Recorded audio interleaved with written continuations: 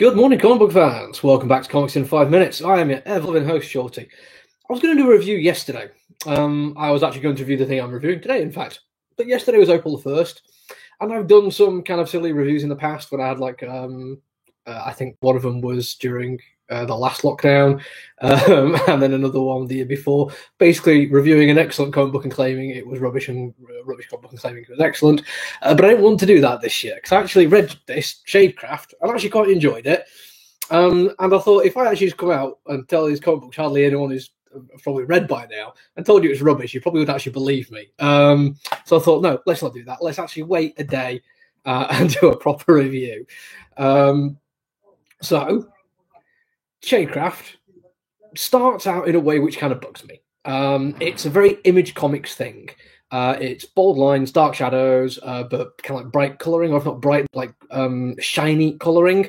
Kind of over-the-top computer colouring that always rubs me up the wrong way a little bit. But the writing was good. The writing, it was two people having a conversation, walking home at night, and the sense of these being real people was great. Like right from the get-go, there was something about it which felt naturalistic and real, and that was cool because it's called Shadecraft, and on the cover there is a girl there with like shadows which do not appear to be normal. So you're dealing with something vaguely supernatural, I guess. The idea of realistic, grounded characters in that world is brilliant. That's exactly the kind of writing I like.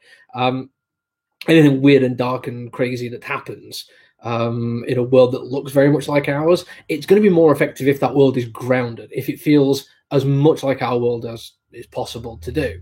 And this, within like a couple of pages, managed it brilliantly. But then you do get to the weird things of shadows moving, and it's, moving things in a comic book. What are you talking about, Shorty? I hear you say.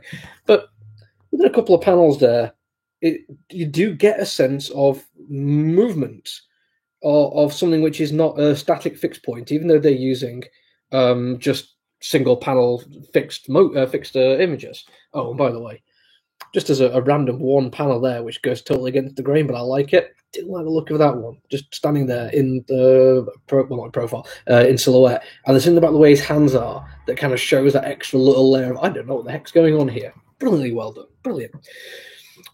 As I got more into it, I realised that the writing was is just brilliant. It carries on being brilliant throughout. You have realistic relationships with mothers and children. There's a brother who's been in a coma. There's a dad who actually is handling it a lot better, or a lot better by my standard. Is okay to take it as seriously as he wants to, rather than feeling like the need to have the guilt or the pressure weigh on him. There is students at school who are either indifferent, ambivalent, or just hostile, and that all comes across really naturally as well. And the colouring kind of carries on, but then you get to a bit where the shadow thing actually happens. And the first time it happens, it's like, whoa, that is. So I'm trying to get this better lighting so you can see that. That is like huge, scary shadow thing, and all of a sudden, that really shiny, clear, smooth colouring kind of fades away a little bit, and you realise. Yeah, good choice, actually, because it means when you see the shadow thingies, whatever they are, then they are something more. They are deliberate, and they jar with the rest of the world in a way that wouldn't work if it was a little bit more of a grimy art style, a little bit more of a muted colour palette. If they'd have done something a bit more naturalistic looking, the black shadows wouldn't have had anywhere near as much of an effect. And it seems like that as well. And that's not magic creepy shadows. That's just a light device there which casts moving shadows as it rotates. And again, I got a sense of movement from that. And there is one other thing that bugs me about it, and it's a shame, but it's kind of a trope, I suppose. At this point, it's not really that unusual. I think the first time I got quite cross about it was in the movie Easy A. Where you have a woman who is easily to describe as like exceptionally attractive, playing the girl that nobody notices and everyone thinks is a bit odd.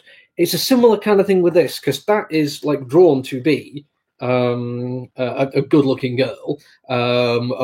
She's by traditional standards quite slim and wears clothes that show that kind of thing off. Yeah, she's a bit odd, but I don't think that kind of works 100% in that kind of way. It strikes me as a little bit more of a let's make the character good looking regardless of how that's going to affect the story. It's a minor niggle. It's probably one that bugs me more than does anyone else on the planet, but it's just a little thing for me. But I totally forgave every single thing when we finally got to see in a bit more, well, I say detail, the shadow thing. I'm going to try and get it to that little bit on the top there. Because it's a lot of darkness and my lighting here isn't brilliant, you might be able to see, but there is layers to the darkness there. They cross over each other in really quite interesting ways to give a sense of whole made out of different things. That was brilliant. That is a touch of genius when it comes to the artwork, and I was absolutely on board again. So, yeah, couple of minor little things which are not 100% my cup of tea. Absolutely fine. Nothing's going to be perfect, but the stuff that's good is great. Add to that the fact that I get a genuine sense of Sabrina Teenage Witch, Unkindness of Ravens, all that kind of feel going on through it as well, which you know I like already. You do if you've been watching these videos for a while, then yeah, absolutely worth checking out. Genuinely cool. Right, I'm going to end the stream right here, and it's probably not much movie now until Thursday because it's Easter here, well, everywhere, and that means we're going to be close to several days. We don't get delivery until Thursday. There's not really much else I really wanted to review this week. There's a couple of bits and pieces, but nothing jumped out at me, so don't think I'm missing out on anything. But keep an eye out. Hit subscribe so you don't miss it, because we're going to go a few days without, so I don't want people get in the habit of not checking. I really appreciate anyone subscribing, in fact, and telling your friends about us. Why the hell not? But I've been talking for well longer than 5 minutes now, and I've got stuff to do. So take it easy, stay safe, bye.